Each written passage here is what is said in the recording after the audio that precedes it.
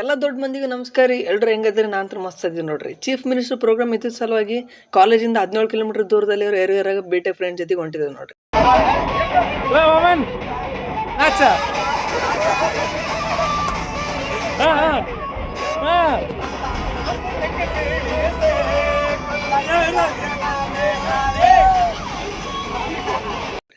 Attendance ಅಂದ್ರೆ ಜೀವ ಬಿಡೋ ನಾವೆಲ್ಲ ಒಬ್ರು ಕೂಡ ಮಿಸ್ ಆಗ್ಲಾರ್ದ ಹೊಂಟಿದ್ವಿ. ಹೋದ್ಮೇಲೆ ಭರ್ಜರಿ ಊಟದ ವ್ಯವಸ್ಥೆ ಇತ್ತು ನೋಡ್ರಿ. ಊಟ ಗಿಟ ಮಾಡ್ಕೊಂಡು ಒಂದತ್ತಾದ್ಮೇಲೆ CM ಅವ್ರದ್ದು ಮತ್ತೆ ಮಲ್ಲಿಕಾರ್ಜುನ್ ಖರ್ಗೆ ಅವ್ರದ್ದು ಭರ್ಜರಿ ಎಂಟ್ರಿ ಇತ್ತು ನೋಡ್ರಿ.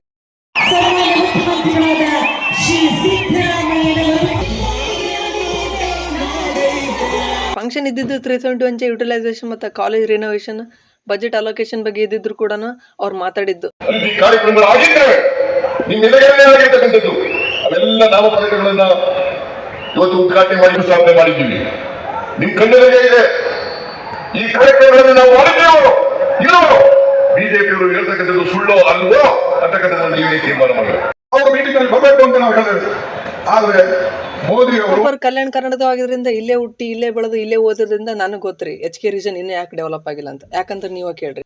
Schools are teacherless, colleges are studentless, anganwadis are rationless, roads are ಡಾಂಬರ್ಲೆಸ್, dams are waterless, government officials are shameless. ಇಷ್ಟು ಹೇಳಿ ನಾನು 2 ಮಾತನ್ನ ಮುಗಿಸ್ತೇನೆ ನೋಡ್ರಿ. ನಮ್ಮ ಕಾಲೇಜ್ ಅಂತ ಬಂತು. ಮತ್ತೆ ನೆಕ್ಸ್ಟ್ ವಿಡಿಯೋದೊಳಗೆ ಸಿಕ್ಕಂಬ್ರಿ. ಬಾಯ್.